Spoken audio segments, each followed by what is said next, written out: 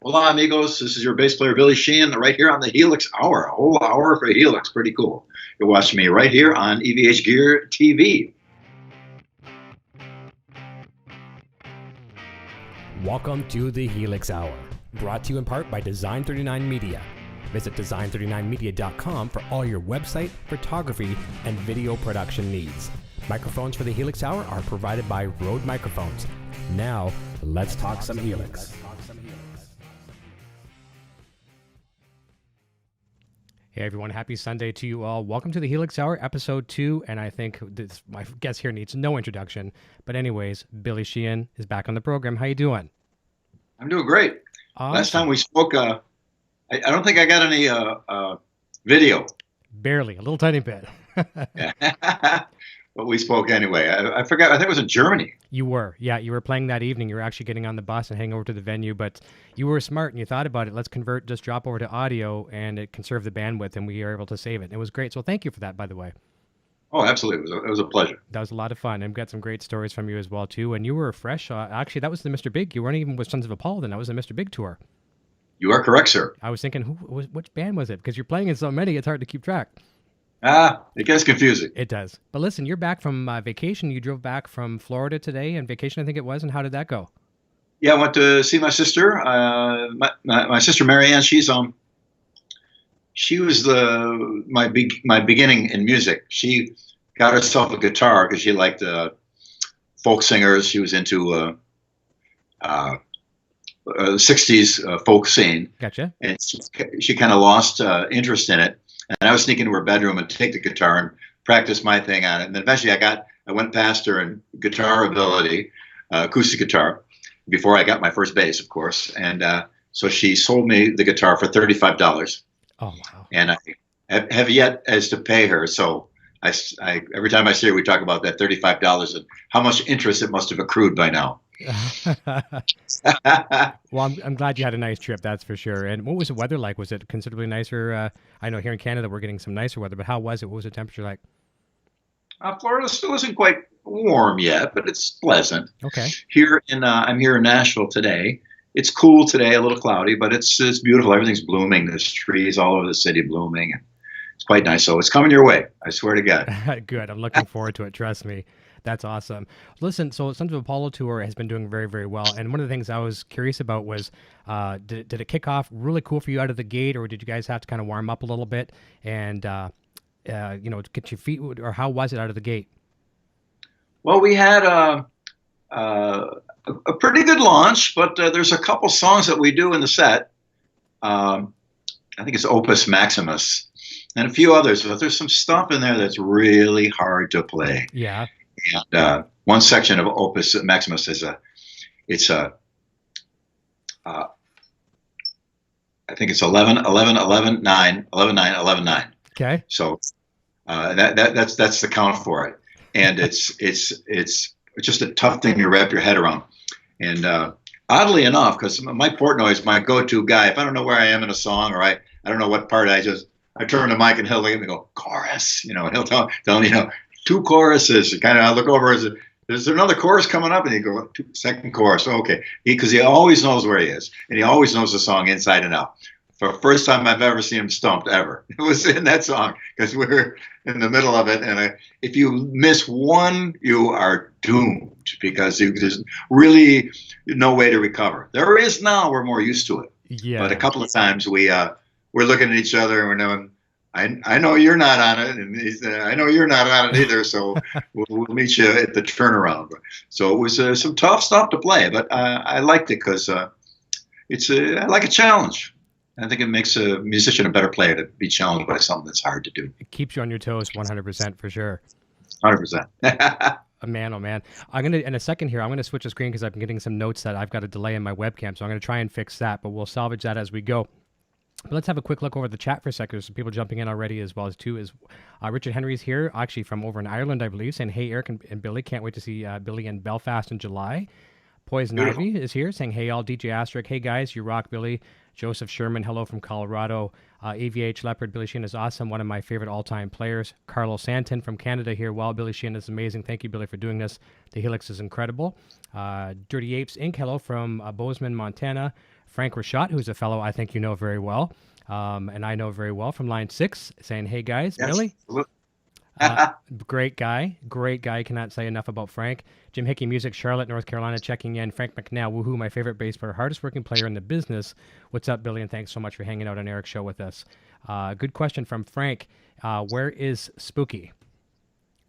Spooky is not in the best circumstance. My sister has a dog, and Spooky despises all life forms other than human. And so she is now in the bedroom, under the bed, won't come out. But last night when she actually met the dog, she stood her ground. Spooky's just a little thing, about 6 pounds, 8 years old, sweet little female black cat. And the dog is a golden retriever. And the dog was all excited and happy. And the dog froze because cats got this weird thing with the way they look. You've probably seen the videos on internet where there's dogs trying to go down the stairs. And the cats are just sitting there looking at it, and the dog goes into complete fear. There's something about the look of a cat that just does it to a dog. Spooky just looked at him and just lunged a little bit, and the dog ran away. And the dog outweighs Spooky by 59 pounds. So, but she stood her ground. But she just doesn't want any part of it. So now she's up under the bed. We'll deal with her in a bit. That's awesome.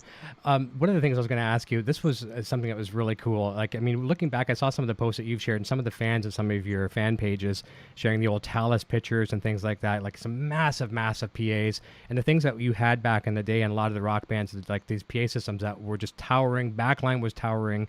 Did you ever foresee the day that you'd have a relatively small metal box that would deliver a sound that used to take trucks to carry? It did take trucks to carry. That's exactly right. I've got, I think I've posted here and I'll post again photos of my amp as it was.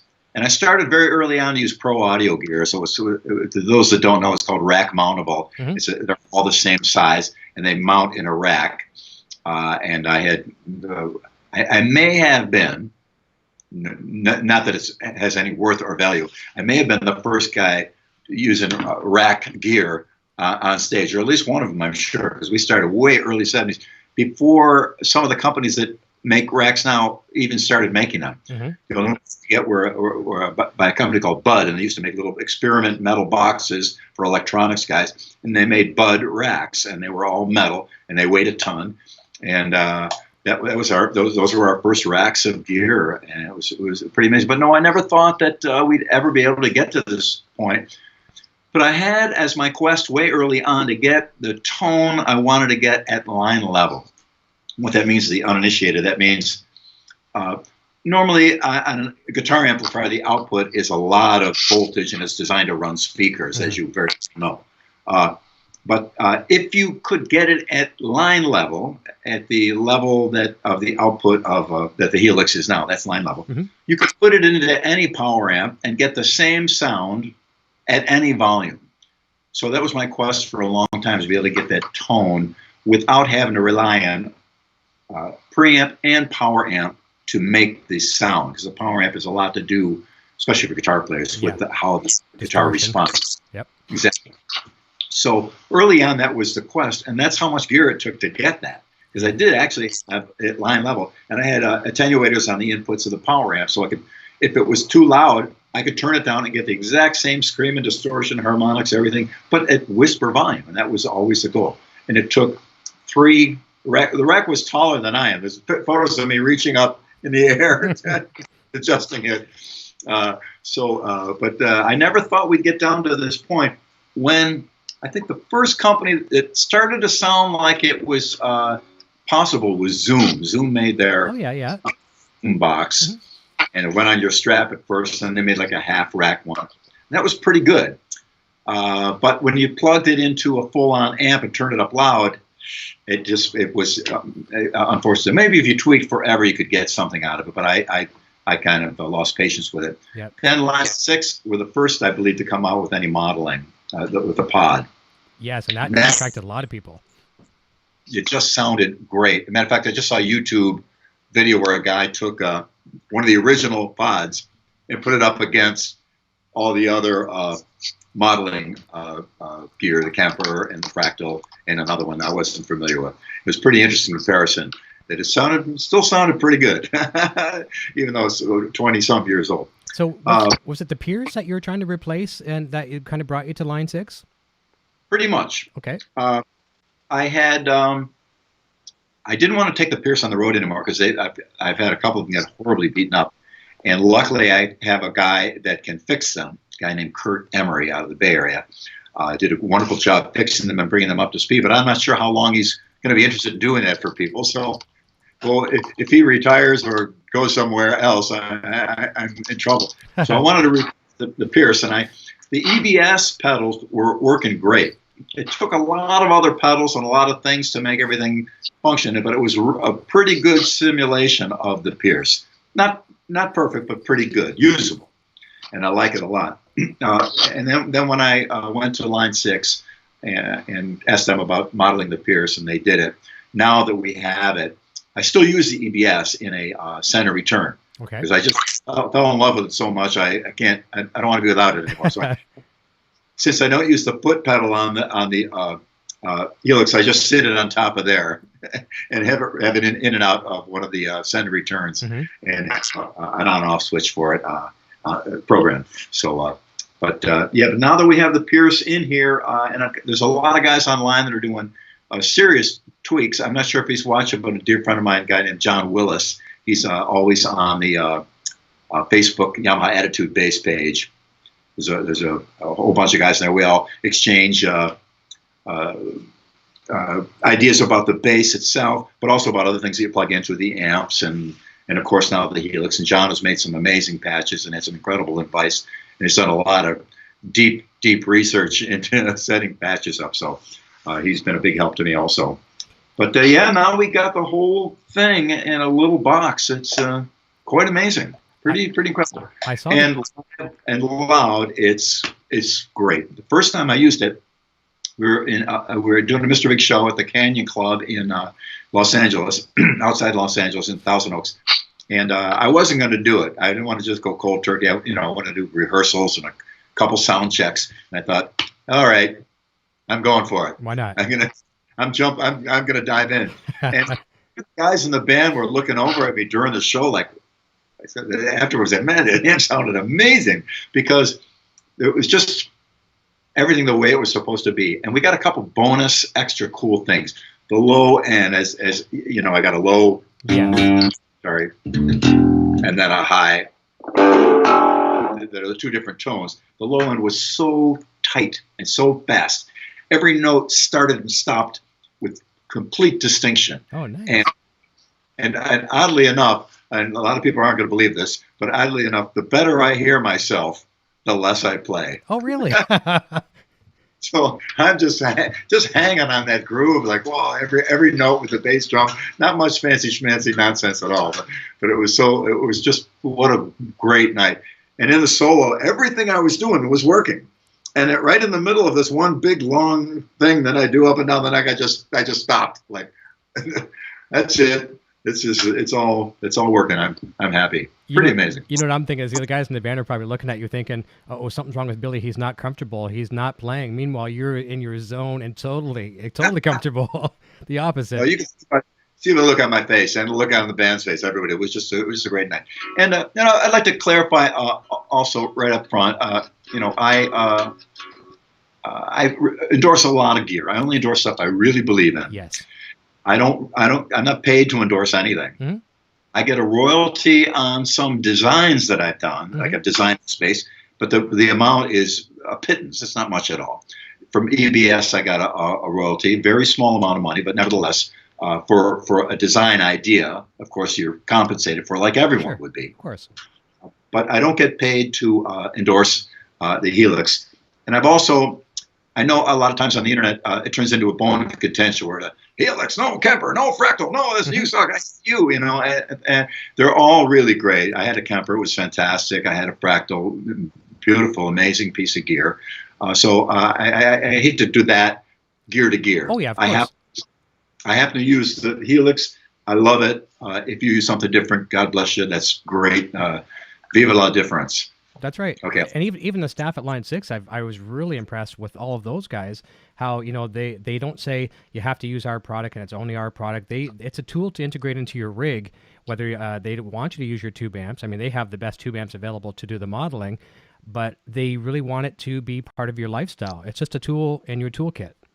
Exactly right. Yeah. Yeah, it all is. The bass, the strings, the pickups, everything is, we see people at each other's throats on the internet about everything. So, if they can be at each other's throats about one less thing, we've mission accomplished. Well, it's the same thing as bands. You have to like Rush. You can only like Rush. You can't like this band. And if you like this band, you suck. You know what I mean? It's like, well, Rush is a good band. This is a good band. Van Halen's a good band. Dave Lee Roth is a good band. You know what I mean?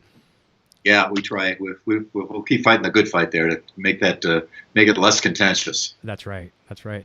So how do you? I'd like to kind of get in your mindset. How do you integrate the Helix into your live rig? As you may or may not know, I use the Hartke stuff. Yep. Hartke, their new high drive speakers, they're pretty JBL-ish to me, and I use JBL 15s for most of my life. I use them. That's the first amp I had, a Fender Super Bassman with two 15s, and then I got a second cabinet. Then when the SVT came out, it was 810s, but I used them for a while, and the company went out of business, and this was in the 70s. Mm-hmm. And as much as I love the SVT, there's inherently a lot of problems. You see this in a lot of situations. The ride in the back of a van or a trailer, the heads, the inside the tubes, all the filaments, they shake and rattle and roll and break off. And the amps could sound very different night to night depending on how they were treated. The speakers would blow all the time for me because I was using a high distortion kind of thing. And they would, I'd have to get them reconed constantly. So between the rebiasing the tubes and retubing and speaker reconing, and I didn't even own a car until I was 25. Oh, wow. Because I spent all my money on gear. So so when I finally went back and began to do the pro rack mount stuff that I had mentioned earlier, I went with power amps and speakers, and the JBLs were the speakers for me. Because that at the time, JBL, what's the best speaker? JBL. That's all. There was Electro Voice was good, the Altec's were nice, but JBL was kind of really sounded great. So I went with that. So I was kind of enamored to that sound. So the new high drives, I'm not even sure if they make the JBL 15s anymore for musical instruments. They may. I'm familiar with the company now. They've gone out of the pro audio thing pretty much, okay. I believe. But as far as I know, so correct me if I'm wrong. So the new high drive speakers, they sound a lot like that because they've got paper, and the JBLs had the aluminum cone in the middle, which is always a source of trouble because if it got dinged, it could split open and it could be the end of the. Sometimes you'd have to rip the whole thing out in order so it wouldn't rattle if it got it. It was the good old days. I could write a book on all the we used to go through to keep our gear functional. So the new high drives sound like that, and I use the LH1000 heads. I use it flat, and flat on a LH1000 is odd. The bass is pretty much off, treble is pretty much off, and the mid is all the way up, and that's flat. So if I need more mid, I really can't get it out of the amp. So the amp is basically just a flat. We lost Billy there temporarily. Hopefully we'll have him back. We'll try here momentarily. All right, we're back. I think we're back. At least I hope we're back. We're going to jump over. We got Billy back on his phone. We had some bad connection problems on one of our ends, maybe even both. But we're back. And Billy, we're just going to take it over. I know fans want to hear you play. So you've got the Helix hooked up. I'm going to change over to your screen and just give us some of your favorite little patches that you've got there. Well, I'll show you kind of how I'll move the phone over to the thing here. It may be better. So here's, can you see that patch? Yep. Sorry, I can't hear you. Boy, I'll tell you, this is it's been quite a day here. It has. No problem. Hold on a second. I'll see if I can get you plugged back in. Sure. So I can hear what you're saying. How's that? Yeah, testing 1, 2, you got me? Yeah. Okay. So you can see the patch. It says 03C Bill preset 3H910 plus. Mm-hmm. Yeah. What that is it's my standard little setup. I added a 910 harmonizer sound to it. That was the original model of the Eventide harmonizer I used to have. As I scroll through these, I was just fooling around with that preset today. Bill preset 3 new EU. That was when I first did the European tour. So you can see the pattern. I did a new preset for the EU. Mm-hmm. There's a couple variations of it. Some are just numbered with designations and what have you. Later on, there's an experimental preset here. Here's the EBS setup, which has the in and out for the EBS pedal. Here is a John Willis patch, and another one where he tried to get the sound of the bass solo I did on the Talus Sink Your Teeth Into That album, NV4 3345, and it's pretty darn good. I can't hold the phone and do both, so what I'll do is I'll down. Okay. I hope. And so it's got a little bit of that.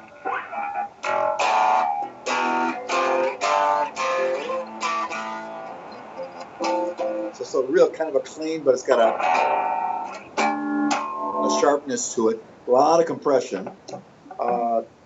One of the things I notice is the most tweakable thing is when you're actually in a room live, loud with an amp, things are going to be way different. Sure.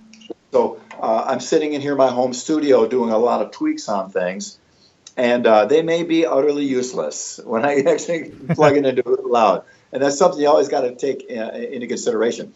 Now, unfortunately, due to my schedule, I haven't had a chance to really sit down and finalize a lot of these patches. Because as people watching may not know, you had asked if I would be willing to give you guys a patch to give away, and I will, but they're just not really done yet. Mm-hmm. So when they're fully tweaked out, I'll be happy to.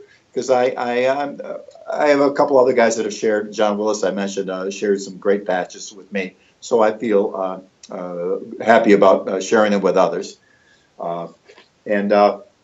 Generally, for a patch of mine, I start with the Pierce preamp, and let me get back to the one I had before. The Pierce preamp, and I've got it on this distortion. I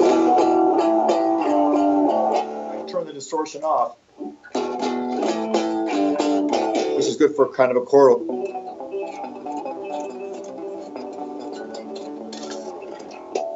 Like a Jaco. Yeah. However that goes, and then I also do two things in almost every patch I have. Is the octave up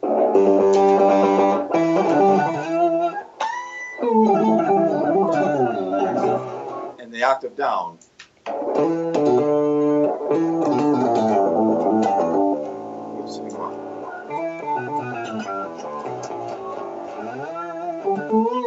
So loud, that is overwhelming. The octave low is on the low bassy pickup. Okay. The octave up is on the high distortion pickup. So you just get this huge, wide range, giant thing. So at the end of a song, if you really want some monstrous Tyrannosaurus Rex kind of tone, it will do that. Also on a couple of the other ones, I have a rotating speaker. Oh yeah, like a Leslie or yeah, okay. Yeah, which I always loved, and I always had mercy on my crew to not have to bring Leslie on the gig. I always say, bring in furniture to put up on stage, basically, the big giant wooden thing. Yeah. And a couple made portable versions of them through the years, but I just never got around to it. But it's a sound that I really like. And there's they had just on the newest update released a zillion other pedals and effects. I know. So much. Scrolling through them has been a blast. And there's a boost comp, which really sounds great overall on the higher frequencies that I've been experimenting with. So basically, I'll start with the Pierce preamp, the pitch effects, octave up, octave down. Oh, the H910. It's kind of hard to tell unless you're in stereo. Yeah. It's got that. A little bit of a couple milliseconds of delay on latency. it. Yeah. Yeah, so it tightens it up and gives it. I used to do that on my original rig back in the days. I had an H910, had a power amp. One side went straight, and the other side had the H910 on it. So the two speakers would be a little bit off in time, delay. And then when you put it on, the setting is at 100. It's unison. At 101, it's just a little bit off to give it a waiver. So we tried to get the one to blink, so it wasn't even one yet. Okay. So we just dial the thing and get it just a little bit, so you get that stereo chorus, true stereo chorusing, by having two speakers do something completely different. I like that. So that's a little bit of an overview. I hope that's. No, that helps a lot. Here's a question. With your Yamaha bass, like I don't know a lot about basses. I actually went live earlier this afternoon and played bass, which was really embarrassing, but actually some people liked it just because I was inspired that you were coming on today. And with your Yamaha bass, I've been watching a lot of your interviews. You've got the dual output, so you've got one that goes to one rig that's really brittle and kind of guitarish, and your other rig is your super low sub frequencies.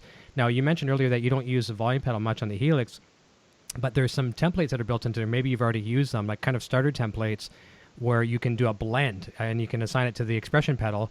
So I could, in essence, you could build Billy's rig, with the distortion rig on one and then the clean rig, and then by the expression pedal, you could bring in how much of you want of either. Have you tried that at all?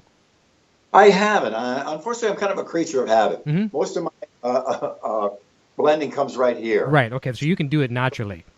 Yeah. So for me, when I got to pull the distortion down in the body of a song, or in where it just would be too overwhelming, I just back it down here, or turn the distortion off. Right. So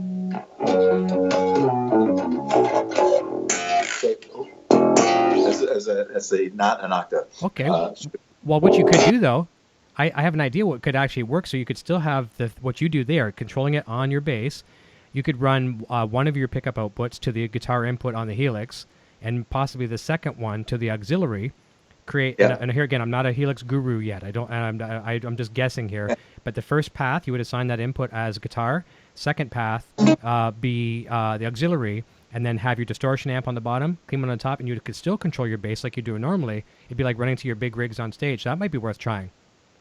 Yeah, something like that might be worth. One other problem I have is I keep this up on the amp. I don't have it on the floor. Oh, so there you go. Yeah. And that came from, I'll try and get a better angle. You can see it a little bit better. That came from years and years ago. I had a Delta Labs prime time, real expensive time bass effect, and it had a pedal, and the pedal went out to the front with me. Okay. And sure enough, one of the first nights I ever used it got stolen. Oh, and I hated the idea of running, since I was all pro audio gear was at the rack. There was no opportunity to run, and they didn't have any kind of thing you could run up front.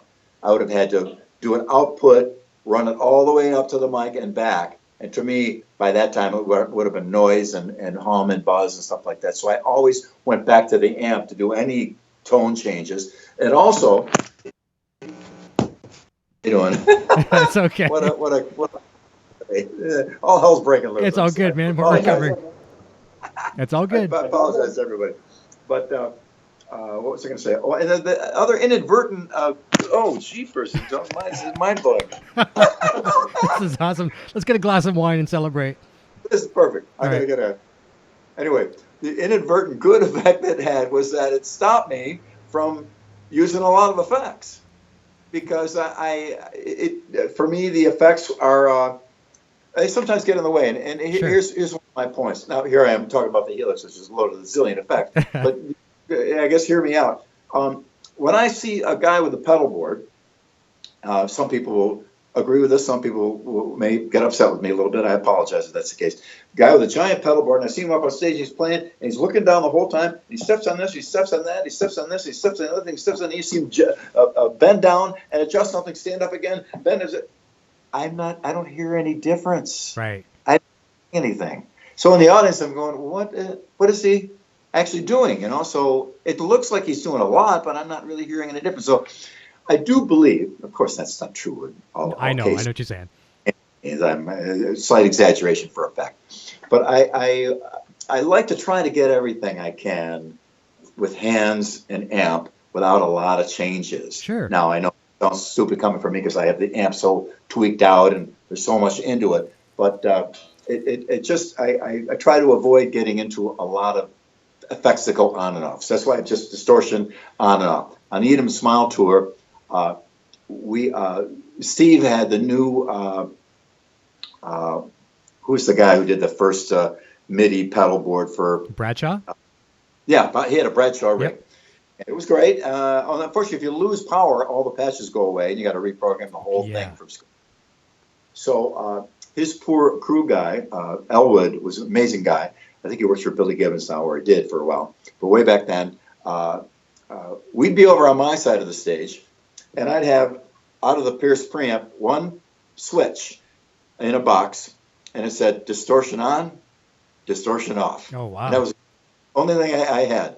And over on C's side of the stage, he had a big box, and we saw complete chaos and panic over there all the time, running back and forth and reprogramming. And it was hellacious. Poor Elwood was just run ragged by trying to keep up with all that. So we made it a laughing matter. We'd be over there with our little cocktail and the umbrella, and how's it going on the other side of the stage? Oh, jeez. Distortion on, distortion off. That's all we had. Yeah. So and everybody should do their own thing, how they like it and what's best for them. If a pedal board is your thing and you feel right and you like the way it sounds, I'm with you 100%. But I just try to remove myself and what I do as a player away from getting too dependent on a lot of switching on and off in the body of a song. Okay, I'll shut up now. No, I like that. That's very good advice for people, and that's the thing too. Sometimes you rely on technology too much. Today was an example. We kind of had some snafus here, but if you get a sound that you like, and that's one of the things I also like about the HX effects. I haven't really talked to too many people using them in the bass world yet. The small multi-effects. But I mean, what's really nice with that, you could go out and take a smaller brain like that and have I'm going to use a guitar player, for example, now. I'm not sure what effects you'd use for bass, but there's great ones in there. But chorus, reverb, delays, hook up an expression pedal, you got your wahs, and you got basically a whole pedal board in a very small footprint. It's so great. The advantage, one of the problems we had with a lot of gear is we got to fly over oceans to go to other countries. And I can remember $40,000 cartage bills just to get the gear there. Yeah, unreal. Now, I did a gig in Rochester, New York with a version 2 Talus. Phil Narrow, Phil, he lives on a vocalist. He lives up in Toronto. Yep. Anyway, I went there with I had a suitcase with the Helix in it. And in the Helix comes in like a knapsack bag. Yes. In the knapsack bag, I had the 2 wireless transmitters and receivers, and that was it. They provided me with the Hartke amps. So I walked in with my bass and a suitcase, and I was done. So actually, I can probably get that to Europe for free because they allow you 2 checked bags. So my regular luggage with my clothes, the suitcase with my Helix. And then when I get there, usually that's the deal I have worked out with Hartke, which is very helpful, is that in various countries and territories, they supply me with what I need. And so I just walk in with that, plug in, we're ready to go. Fantastic. So with zero extra money, I can get all my stuff where I have to go. That's important. And I see a lot of guitar players talking about, we're talking about different pedal boards and things in the past on my show. And they were talking about 50 pounds was this magic number, 50 pounds. Is it 50 pounds and then they start charging you? Is that what it is? Do you know offhand? Yeah. Yeah, and sometimes I've been at the check-in counter where they will not let it on board if you can't move stuff around to other suitcases, you got to have somebody run out of the airport and try and buy a suitcase somewhere. Oh, geez. We've had amazing situations. Not too long ago with Mr. Big, we had I think it was Aer Lingus. I'll mention their name. Was going to charge us $14,000 for all our extra gear. Now we had a lot of stuff. Yeah. We had like a monitor rig and an in-ear monitor rig. We had a couple of We had a bunch of guitars, a bunch of stuff, snare drums, things like that. A lot of stuff, nothing overweight, but a lot of luggage extra. It was going to be $13,000 or $14,000. I'm not sure what the tour manager got them down to eventually, but they negotiated like crazy. Then we played in Indonesia, and the sweet woman behind the counter just wanted a photo with the band. Oh, She put everything on for free. So oh, beautiful. there's a dynamic range of variability on what you're going to go through when you get on an airplane. That's the thing. No recourse. You can do nothing. There's no one you can complain to. Nope. If they say no, you got no gig. So right. it's you got to try to keep that in mind. And the Helix has been helpful to me because I can just pop it in a suitcase. Actually, I got it in a Pelican, and I take a spare one with me that's in a suitcase. So just in case. Yeah, just in case. Exactly. All puns intended. Hey, that's a good one. I wasn't even thinking that way. I'm a little slow sometimes. One of the things too, like through the groups and that, and I see Frank from Line6, who's a good friend of mine. He shares a lot of stuff. He's been sharing a lot of bass love lately when it comes to Helix, and I think that's awesome. And I think there's a lot of kind of, I don't want to say stereotyping, but maybe stereotyping. A lot of people stereotype that Helix is just for guitar players. And what advice can you say to bass players that are on the fence? Maybe the guitar player might have one in the band, and he's looking over there. He or she's looking over to see what this Helix thing is over here. What would you recommend that could be, or say that to bassists that there's something waiting out there for them? Well, I know a lot of bass players that do use it. Philip Bino had one a long time ago. I think when they first came out, and he's Steve Vai's bass player, wonderful player, great player, and a wonderful guy, and great tone also on stage. It goes back a long way to try and create a difference between bass and guitar. Bass, you got a lot more low frequency, so you're going to need a lot more. It's the woofer compared to the tweeter. The tweeter doesn't take as much power to do what it does. The woofer takes a lot more power to do what it does. So when you split things up frequency-wise, a bass amp's going to probably specialize more in low and low mids, where a guitar amp is going to be more broad range. So I played through a lot of guitar amps through the years, like a straight up 100-watt Marshall. Yeah. Times I saw a couple gigs just plugging in. It's great. This is John Wetton tone completely. I love his tone so much. So it's great. Now, you might not have enough low end that you really need. That's, again, why I do the double thing. I've always got that super deep low end. So no matter what comes out of this, I'm back. I got back up with that. Yeah. So that's helpful. But I'm so glad that Line6 has a lot of bass stuff in there. And I'm talking with them about more bass things. Good. So hopefully you could walk into a session and everything that you would normally need pro audio to plug your bass in, like high-end compressors and incredible EQs and all that. Wouldn't it be great if it was all in the Helix? So I'm hopefully we may get to a point where that stuff gets in there. There's always things in motion down the pipeline, and they very rarely tell me what it is. So I hope that's one of the things. And then again, I think we spoke before about the keyboards. Yeah, with Derek. Yeah. So Derek Sherinian is on stage, and he's got all these pedals underneath him. And if a chord breaks, there's always the, trying to. And so I said, well, yeah. So I took one of my spare Helix over, plugged him in. I go, okay, straight up Marshall. That's what you want. Okay. So I got a straight up Marshall, and I go, check it out. He goes, wow, that's pretty amazing. And he had never tried the modeling stuff before. So from what I understand, he's checking it out now. I haven't heard the verdict yet, but I'm very pleased to see him do that because it's going to make his life easier. It will. All the pedals you need and amp stuff. Again, impulse responses, speaker cabinets, what mics you got on them, everything. The only problem for a lot of beginner players that aren't experienced gear troubleshooters, there's so much stuff that you can end up in a big deep hole. So that's why I'm glad a lot of people are doing YouTube videos. Yes.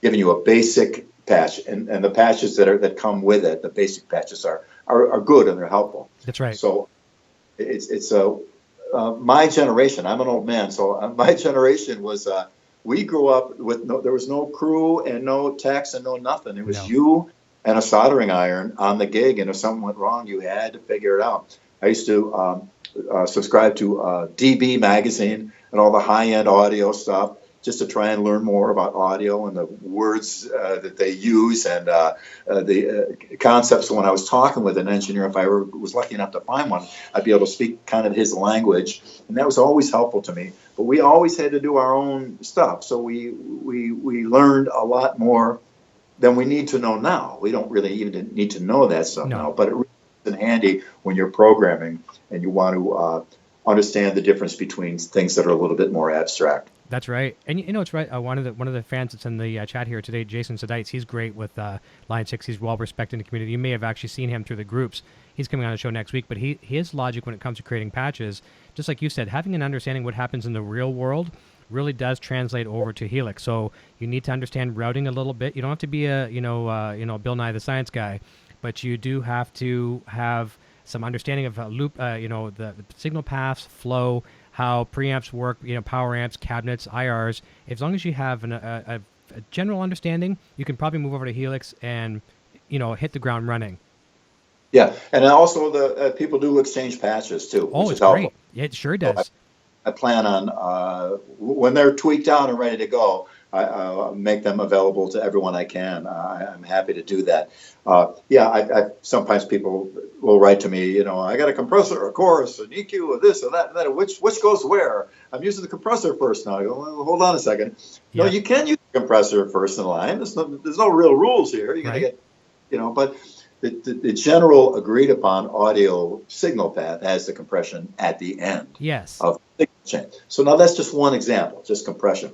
Where does the EQ go? Yeah. Where would distortion go? Maybe you might get some cool new way of doing it by doing the distortion last, or in the middle, or with something else. So that's why even as an experimental level, if you really want to get into some crazy ass ways of processing a guitar, you save yourself a lot of trouble plugging things in because you just click on it and it's ready to go, and you get in the same sensation. So that signal chain. There's some standard things that you should generally follow, but I do think it's important for people to know that there really isn't any rule to it. No, there's a guideline, but not a real. Kind of like it applies even to like things like photography and things like that, and anything in life. Kind of there are some kind of, they're not necessarily rules that we have to follow, but a rule of thumb, and then know the rules, and then you can break them. But you should just kind of understand some basics first. And one thing that I think you could probably point out to Derek, I think he'd probably like this, because when he was on the show before, when all you guys from the band were on, he's really into the Van Halen thing, which was cool to have him on the show. He's using the MXR Eddie Flangers and the Phase 90s and all that kind of stuff. With the Helix, obviously they're a very good script, the script Phase 90. They've got the MXR flanger. But I think what would really benefit him is the Helix rack. And the only reason why I'm saying that is he could have it so he could physically see the rack. It might be a little difficult for him with the floor unit underneath the keyboards and things like that. If he had the rack with the floor controller so he can actually see what he's doing, I think he would love that. I could really see that working for him.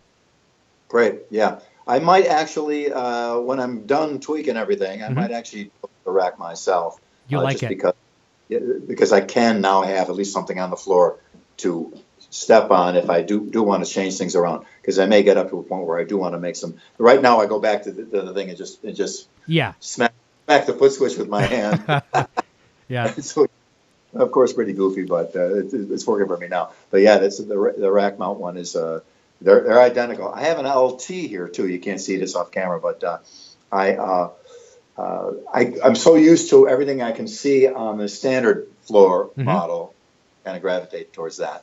Yeah, I think it's nice.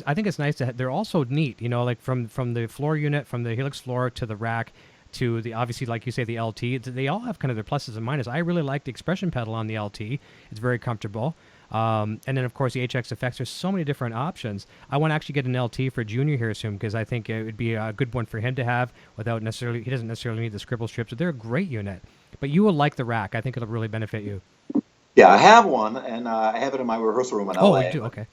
But now that I'm in Nashville, I don't get a chance to go there. I'm waiting to get it all shipped out here, so I will. I'll be on it soon. That's good. I'm really glad to hear, though, too, that you're working closely with the team and kind of encouraging them to do more bass stuff, too, because we're seeing more and more bassists really embracing it.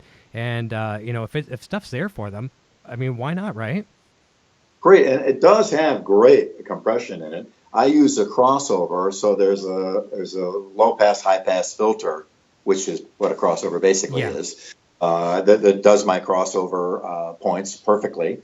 And a bass player just going in straight, you could cross over and split the two things high to low. If you wanted to use a biamp setup, the rotary effect is nice. Mm-hmm.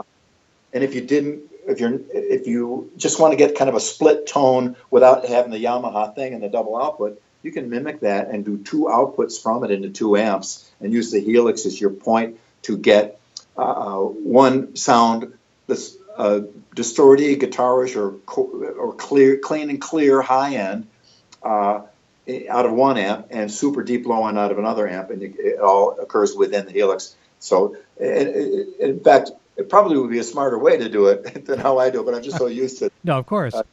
kind of part of my No, DNA. You made that your thing. That was awesome the way you did that. I mean, from all the bands you've played in, you were fully in control. You were your own sound man at your bass. Yeah, it's very helpful to be able to do that. Very helpful. Exactly. And you must obviously know the sweet spots all the time too, without even looking. Just a slight roll. Okay, I need more treble. I can bring in a B rig or a left rig or whatever the case may be. Yeah, the gentleman who mixed. I can't remember his name. I drove for 10 hours yesterday. I'm still not over it. That's okay. He mixed the Sons of Apollo record and all the Winery Dogs Yeah. records. I apologize. It'll come to me. But That's okay. he said, I met him at the NAMM show for the first time after he had mixed the first Winery Dogs record. And I said, man, everybody that listens to the record, they love the bass tone. All my friends from the old days said, this is how the bass should sound. This is how it sounded back in the day. I go, what did you do? And he goes, I took the 3 faders, which was a direct, your distortion thingy, and your low end thingy, put them all at 0 and didn't touch it. No way. I mean, you should say, I did this, I put the flux capacitor in here, and I did this, and I did this. Meanwhile, he just leveled everything at Unity pretty much. Oh, man. So it was, it's good to have, to know that you have control of it, but it's also nice to know that what you're doing is getting out front. Because I did a tour one time that I won't mention, but the sound man was aligned with a musician that was not a Billy Sheehan fan by the furthest stretch of the imagination. And somebody was out front, and they came back while I was on stage still, and they said, your bass is off. It's not even on at all in the PA1. It's not even on. And so that was one of the last shows of that tour. And I said, well, one good thing, that'll be the last show. Oh, jeez. Happened. So, anyway, the first 20 rows could probably hear it pretty well, and it was well balanced because I was doing it. So at least we took care of that. Fantastic. Listen, we'll wrap up here in a second. You've been very gracious with the time, especially with the technical problems we had there as well. There's a few comments over in the chat. Citizen Kane said, and I apologize, I've missed a bunch of people earlier in the other chat. We lost them with the technology here, but Citizen Kane says, can't believe it's Billy Sheehan. I'm not worthy. Max Carton says, hey, Billy, I've heard the Dogs will be writing a new album in the summer. Is it true? Is that something you can comment on or you cannot comment on? I'm not sure when it's going to be. Okay. Summer is pretty jammed, but I'm hoping if Mike and Richie are available and ready to go, because we're all ready to go. It's just a matter of Richie's having a blast doing a solo thing, and he's being awesome. So, I got the Mike with Sons of Apollo, but Winery Dogs is my favorite band. I really love Mr. Big in my heart and soul. That's the thing. But there's a thing about a 3-piece band that comes to me in my old days from Tallis. Yeah. And Winery Dogs is very much like that. So that's my favorite band. So as soon as possible, very much. And the gentleman has said he's not worthy. You certainly are worthy. That's awesome. A Wayne's World moment here. Speaking of Sons of Apollo, you guys are coming our way very soon, end of April. So Junior and I, even though he's not going to get to see you in Toronto there, I think it's at the Opera House, I think. But we're going to come down and we'll text you to come by, at least come by and meet you and say hi. Great. Yeah, if you want to bring a camera down and film some stuff or check out the rig, I can scroll you through my live setup as well. Okay, I'll do that. I'll bring some camera gear and we'll do that, and then we'll just exit the building before you do sound check and stuff like that. That'd be great. Yeah. I live in Buffalo. We played Toronto all the time. The Gasworks, particularly Tube, a zillion clubs there. Larry's Hideaway was the first place we played. And we always had a great affection for that city. And so I'm really happy we're coming back there. We were talking earlier. We were talking about the Tim Hortons, Yeah. Oh, there it is. Jimmy's.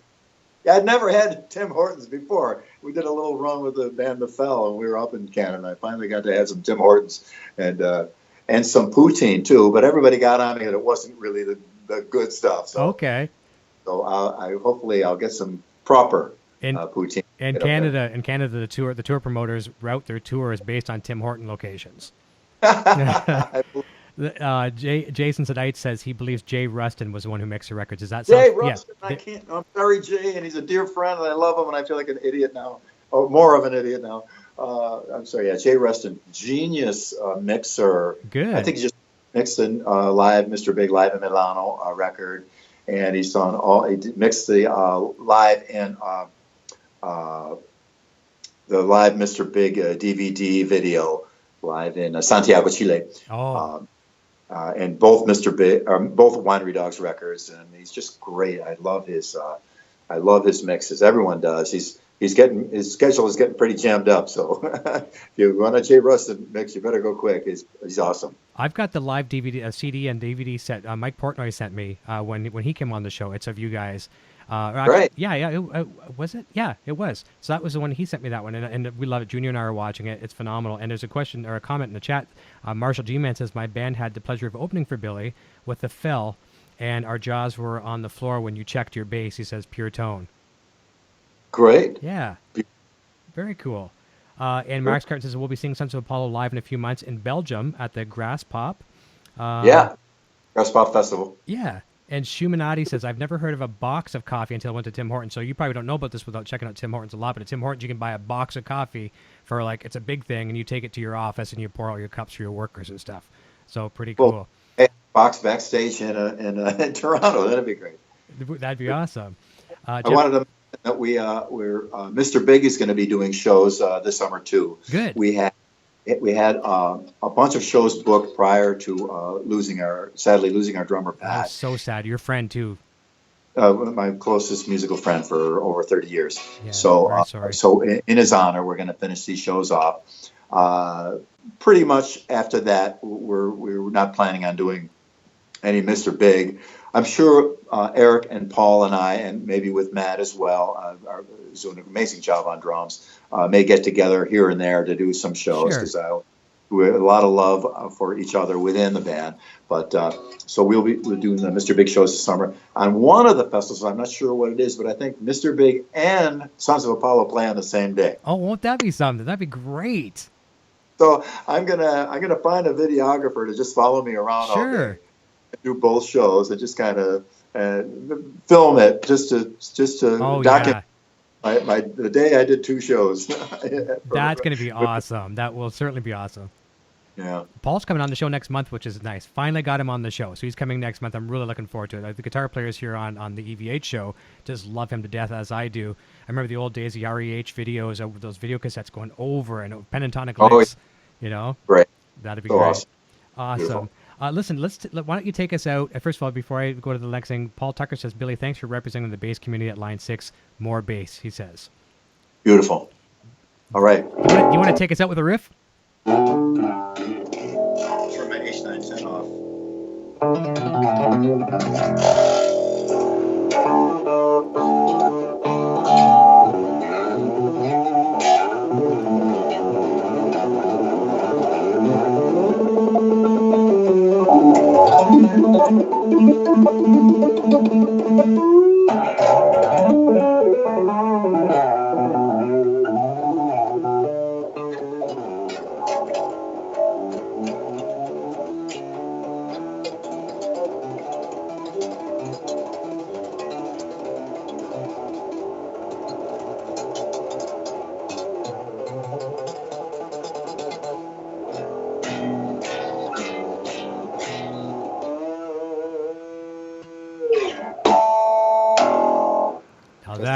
Solid. That was solid.